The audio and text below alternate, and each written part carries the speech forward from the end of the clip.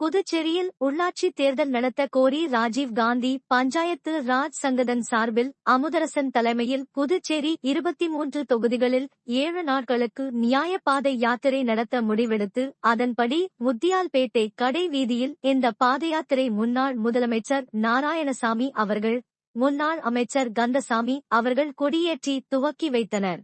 இந்த நிகழ்ச்சியில் தேசிய பஞ்சாயத்து ராஜ் தலைவர் டாக்டர் சுனில் பன்வர் அவர்கள் அரியனாவில் இருந்து வந்து முன்னிலை வகித்தார்.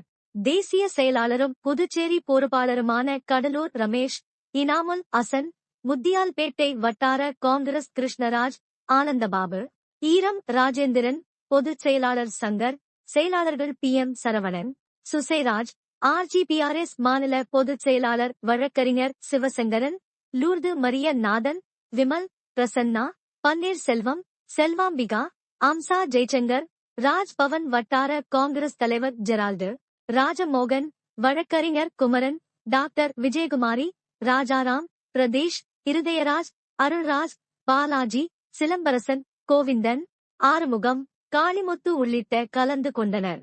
பாதயாத்திரை வழியில் புதுச்சேரி தலைமை தபால் நிலையத்தில் 2000 ஆண்டுகளுக்கு முன் நடைபெற்ற உள்ளாட்சி தேர்தலில் போட்டியிட்ட 1500 வேட்பாளருக்கு அழைப்பு தபால் அனுப்பப்பட்டது.